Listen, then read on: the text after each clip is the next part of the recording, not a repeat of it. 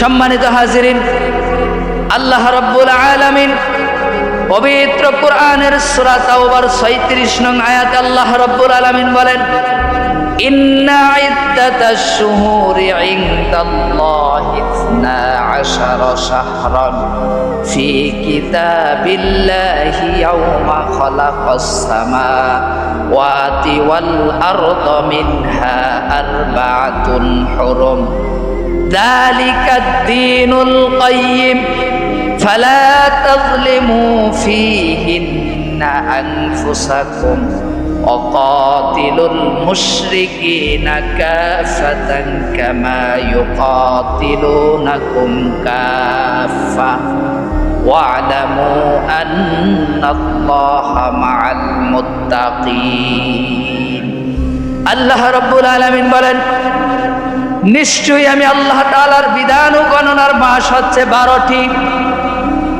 আসমান জমিন আমি যেই দিন থেকে সৃষ্টি করেছি, সৃষ্টির দিন থেকে শুরু করে, সৃষ্টির সূচনা থেকে শুরু করে কিয়ামতের শেষ হওয়ার আগ পর্যন্ত আমি আল্লাহ তাআলার বিধান অনুযায়ী গণনার মাস থাকবে 12টি।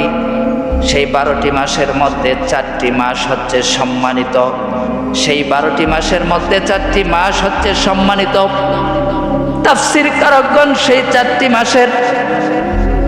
সেই 4টি মাস কোন মাসগুলা, সেই মাস সম্বন্ধে তাফসীরের মধ্যে বলেছেন, সেই 4টি মাসের মধ্যে একটি মাস হচ্ছে পবিত্র মাহে মুহররম মাস, আরেকটি মাস হচ্ছে রজব মাস, আরেকটি মাস হচ্ছে জিলকদ, আরেকটি মাস হচ্ছে জিলহজ। এই 4টি মাস হচ্ছে আল্লাহ তাআলার 12টি মাসের মধ্যে রমজান মাসের পরে আল্লাহ তাআলার কাছে সম্মানিত মাস। আল্লাহ রাব্বুল আলামিন বলেন, নিশ্চয়ই আমি আল্লাহ তাআলার গণনার মাস হচ্ছে 12টি। এই 12টি মাসের মধ্যে 4টি মাস হচ্ছে সম্মানিত।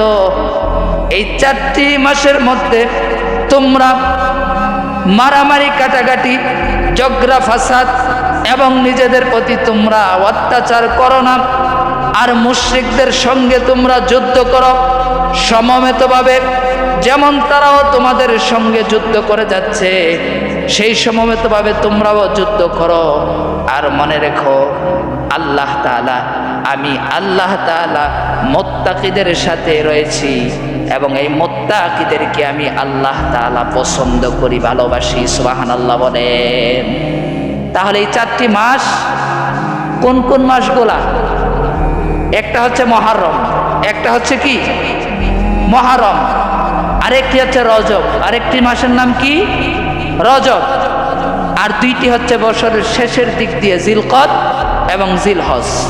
এই 4টি মাস আল্লাহ তাআলার কাছে অতি পছন্দের মাস। এই মাসগুলো হচ্ছে সম্মানিত। মুফাসসিরিনে কেরামগণ বলেছেন, ফালা তাযলিমু ফীহিন্না আনফুসাকুম।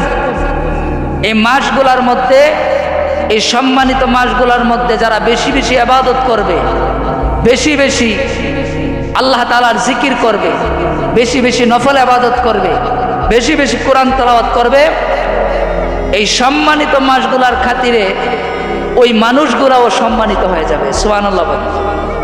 তাহলে এই মুহররম মাসের সর্বপ্রথম নাম্বার আমল আমরা পাইলাম যে এই মাসের মধ্যে বেশি বেশি আল্লাহর ইবাদত করা।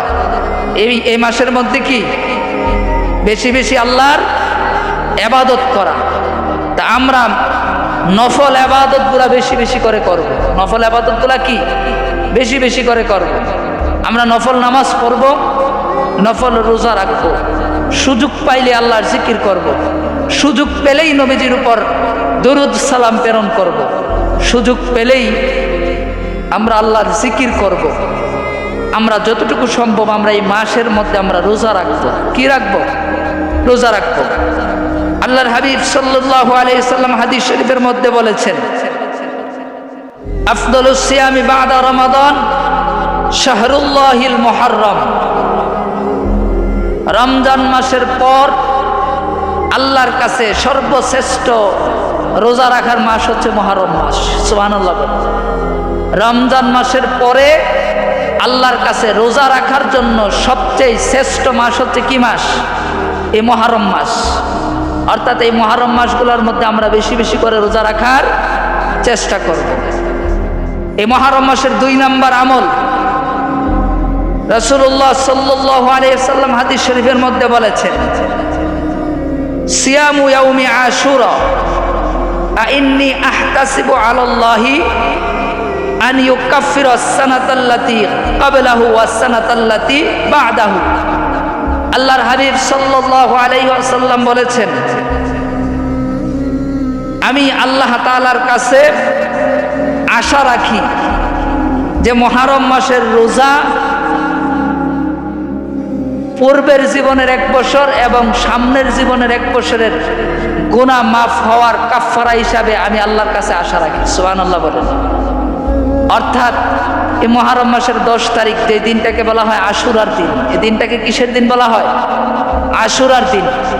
এই আশুরার দিনের রোজা আল্লাহর হাবিব সাল্লাল্লাহু আলাইহি সাল্লাম বলেন, আমি আল্লাহর কাছে আশা রাখি যেই ব্যক্তি এই মুহররম মাসের 10 তারিখ রোজা রাখবে, আল্লাহ পাক তার অতীত জীবনের 1 বছরের গুনাহ এবং সামনের জীবনের 1 বছরের গুনাহ আল্লাহ ক্ষমা করে দিবেন। সুবহানাল্লাহ বলেন। তাহলে এই মুহররম মাসের 10 তারিখ রোজা রাখার দরকার আছে কি নাই? জোরে বলেন। এই রোজাটার অনেক ফজিলত। এই রোজাটা কোথায় থেকে আসলো, কিভাবে আসলো? আল্লাহর হাবিব সাল্লাল্লাহু আলাইহি ওয়াসাল্লাম মক্কা থেকে হিজরত করে যখন মদিনায় গেলেন, রাসূলুল্লাহ সাল্লাল্লাহু আলাইহি ওয়াসাল্লাম গিয়ে দেখলেন ইহুদি সম্প্রদায়ের মানুষগুলা এই দিনে রোজা রাখে। ইহুদি সম্প্রদায়ের মানুষগুলা এই দিনে রোজা রাখে।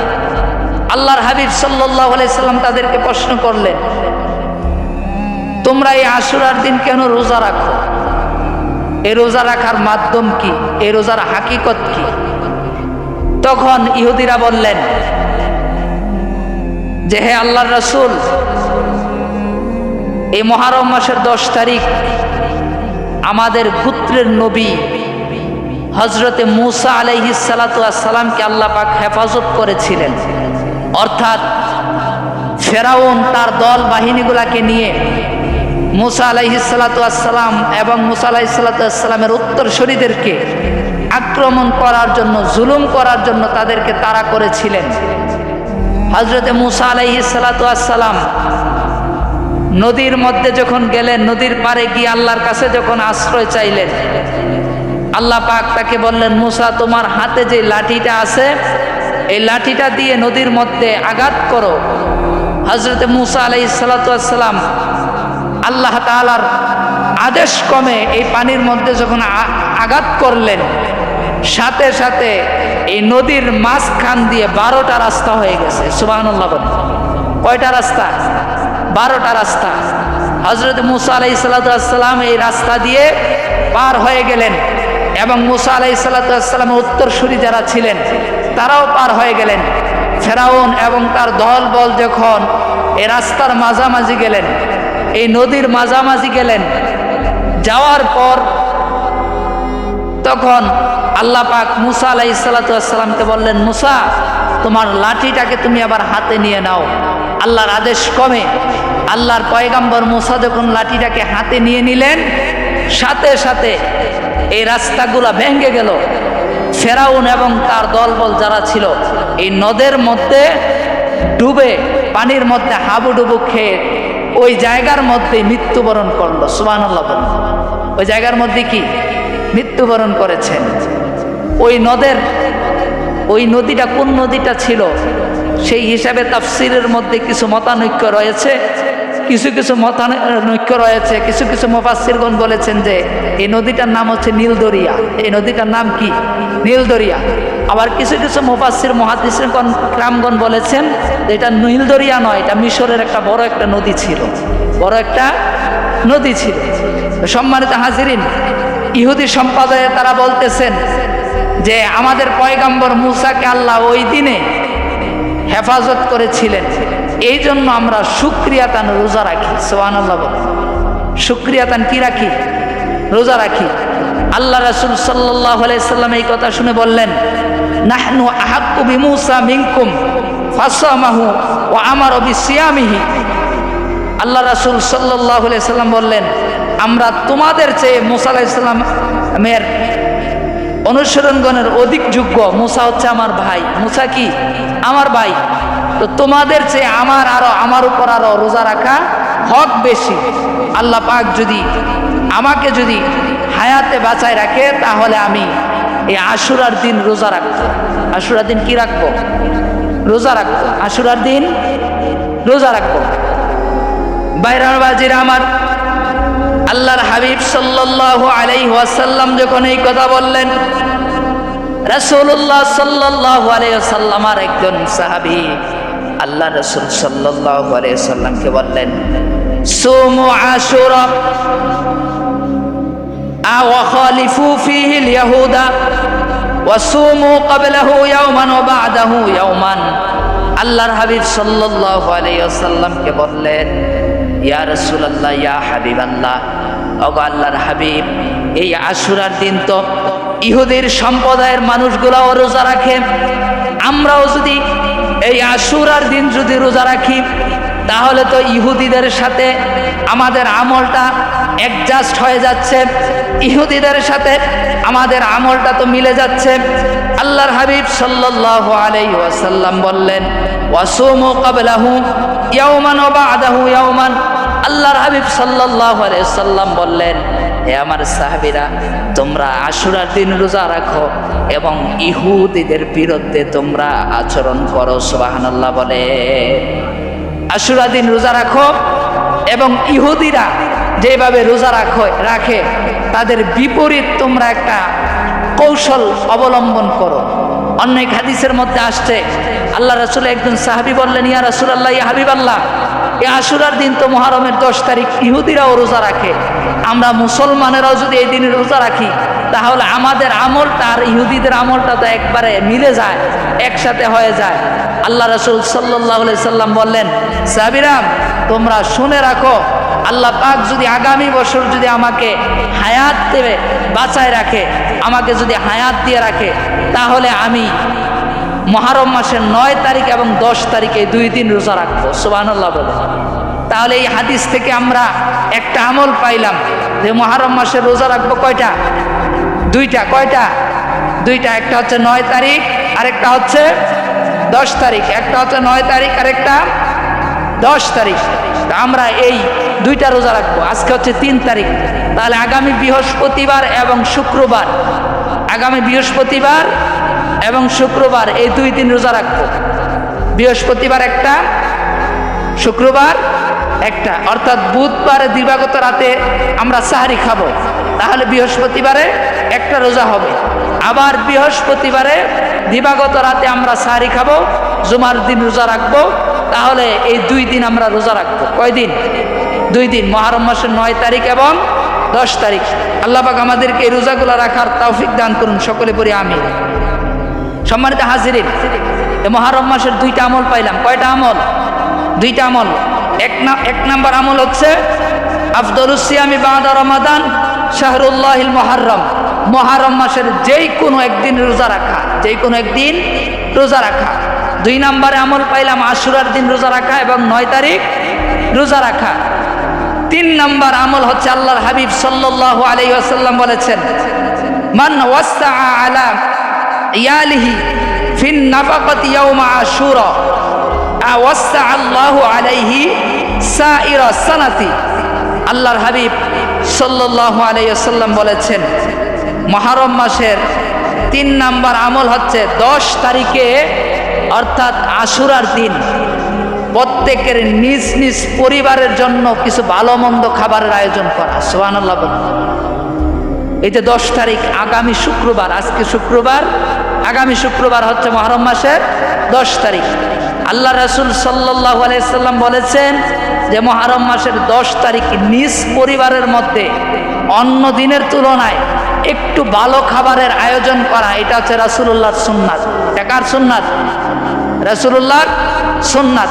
তাহলে আমরা চেষ্টা করব যে মুহররম মাসের 10 তারিখ আগামী জুমার দিন আমাদের পরিবারের জন্য একটু ভালো খাবারের আয়োজন করা, আমাদের যতটুকু সাধ্য আছে, যতটুকু সম্ভব। মনে করেন প্রত্যেক দিন মাছ দিয়ে খাবার খান, ওই দিন একটু ঘরের মধ্যে একটা মুরগি নিলেন, একটা মুরগি নিলেন, পরিবারের সবাইকে নিয়ে একটু খাবার খাইলেন, আপনার সকলকে নিয়ে একটু আপনার হাসি খুশিতে একটু খাবার খাইলেন, আবার নবীজির একটা সুন্নত কি হয়ে গেল, আদায় হয়ে গেল। তাহলে মুহররম মাসের 3 নাম্বার আমল হচ্ছে কি, 10 তারিখে আশুরার দিন কি করা, পরিবারের মধ্যে একটু ভালো মন্দ খাবারের আয়োজন করা। আমরা সকলেই চেষ্টা করব এই খাবারের আয়োজনগুলো করার জন্য। আল্লাহ পাক আমাদেরকে সেই তৌফিক দান করুন, সকলে পড়ি আমিন। আমি আবারও স্মরণ করে দিচ্ছি, মুহররম মাসের 3টা আমল, গুরুত্বপূর্ণ আমল। কয়টা আমল? 3টা আমল। প্রথম নাম্বার আমল হচ্ছে আফদলুস সিয়ামি বা'দা রমাদান শাহরুল্লাহিল মুহররম। মুহররম মাসের যেই কোনো একদিন রোজা রাখা, যেই কোনো একদিন রোজা রাখা। আল্লাহ রাসূল বলেছেন রমজান মাসের পরে রোজা রাখার সবচেয়ে শ্রেষ্ঠ মাস হচ্ছে মুহররম মাস। সবচেয়ে শ্রেষ্ঠ মাস কোন মাস? মুহররম মাস। এই ব্যাপারে হাদিসের মধ্যে এসেছে, আম্মাজান আয়েশা সিদ্দিকা রাদিয়াল্লাহু তাআলা আনহা বলেছেন যে কোনো একজন মহিলা এসে আল্লাহ রাসূল সাল্লাল্লাহু আলাইহি সাল্লামকে বললেন, ইয়া রাসূলুল্লাহ, ইয়া হাবিবাল্লাহ, আমি নফল রোজা বেশি বেশি রাখতে চাই, আমি নফল রোজা বেশি বেশি রাখতে চাই, আমি কোন দিন রাখবো? তখন আল্লাহ রাসূল সাল্লাল্লাহু আলাইহি সাল্লাম বললেন যে তুমি মুহররম মাসে বেশি বেশি রোজা রাখো। কোন মাসে? মুহররম মাসে বেশি বেশি রোজা রাখো। তাহলে এই হাদিস থেকে আমরা বুঝতে পারলাম যে মুহররম মাসে অধিক পরিমাণে রোজা রাখা এটাও আল্লাহ রাসূলের একটা আমল, আল্লাহ রাসূলের একটা আমল। আল্লাহ রাসূলের আরেকজন বিবি উম্মে সালমা রাদিয়াল্লাহু তাআলা আনহা, তিনি বলেন যে আল্লাহ রাসূল সাল্লাল্লাহু আলাইহি সাল্লামকে রমজান মাসের পরে মুহররম মাসে যেই পরিমাণে রাসূল রোজা রাখতেন, আমি আর অন্য কোনো মাসে এই পরিমাণে রোজা রাখতে দেখি নাই। সুবহানাল্লাহ বলেন। নবীজি মুহররম মাসে যেই পরিমাণে নফল রোজা রাখতেন, রমজান মাসের পরে আল্লাহর রাসূলকে আর কোনো মাসে এইভাবে রোজা রাখতে দেখেন নাই। নবীজির সাহাবীরা বলেন যে আল্লাহর রাসূল সাল্লাল্লাহু আলাইহি সাল্লাম মুহররম মাসে বেশি বেশি আল্লাহর ইবাদত করতেন, রোজা তো রাখতেনই, নফল নামাজও বেশি বেশি করে পড়তেন, কোরআন তেলাওয়াতও বেশি বেশি করে পড়তেন। সুবহানাল্লাহ। তাহলে আমরা এই মুহররম মাসের মধ্যে আমাদের যতটুকু সাধ্যে কুলায় আমরা রোজা রাখবো, আমরা রোজা রাখবো। 2 নম্বরে আমরা কোরআন তেলাওয়াত করব। আমরা যারা কোরআন তেলাওয়াত করতে পারি কোরআন তেলাওয়াত করব। আমরা যারা কোরআন তেলাওয়াত করতে পারি না, বেশি বেশি করে তাসবিহ পাঠ করব। আল্লাহ তাআলার তাসবিহ আছে সুবহানাল্লাহি ওয়া বিহামদিহি সুবহানাল্লাহিল আযীম। আল্লাহর রাসূল সাল্লাল্লাহু আলাইহি সাল্লাম বলেছেন এই তাসবিহটার এত পাওয়ার, এত ফজিলত, কাল হাসরের ময়দানে এই তাসবিহটার সওয়াব এমন পরিমাণে দেওয়া হবে, এক পর্যায়ে মিজানের পাল্লা বলবে, মিজানের পাল্লা আল্লাহকে ডাক দিয়ে বলবে যে আল্লাহ, তোমার এই বান্দা জান্নাতে যাওয়ার জন্য যথেষ্ট হয়ে গেছে, আর এই সুবহানাল্লাহি ওয়া বিহামদিহি সুবহানাল্লাহিল আযীম এই তাসবিহ আর সওয়াব দিতে হবে না। সুবহানাল্লাহ বলে। তাহলে আমরা এই তাসবিহটা বেশি বেশি করে পড়ব, সুবহানাল্লাহি ওয়া বিহামদিহি সুবহানাল্লাহিল আযীম। এই তাসবিহটা বেশি বেশি করে পড়ব। এরপর নবীজির উপর আমরা দুরূদ শরীফ পাঠ করব, যে যে দুরূদ শরীফ পারি। সবচেয়ে ছোট দুরূদ হচ্ছে সাল্লাল্লাহু আলাইহি ওয়াসাল্লাম। আমরা দুরূদ শরীফ পাঠ করব, আমরা জিকির আজকার করব। সুযোগ পেলেই আল্লাহর উপর কি করব? জিকির করব। আমরা সুযোগ পেলেই আল্লাহর নফল নামাজ আদায় করব, নফল নামাজ আদায় করব। 2 নাম্বার আমল হচ্ছে আমরা আশুরার দিন রোজা রাখব এবং তার সাথে যুক্ত করে 9 তারিখ রোজা রাখব। 9 তারিখ এবং 10 তারিখ রোজা রাখব, অথবা 10 তারিখ এবং 11 তারিখ এই 2 দিন রোজা রাখব। 3 নাম্বার আমল হচ্ছে আমরা আশুরার 10 তারিখ, আশুরার দিন মুহররম মাসের 10 তারিখ আমরা আমাদের পরিবারের মধ্যে আমরা একটু ভালো খাবারের আয়োজন করব, একটু ভালো খাবারের আয়োজন করব। আল্লাহ পাক আমাদেরকে এই আমলগুলা করার তৌফিক দান করুন। সকলে পড়ি।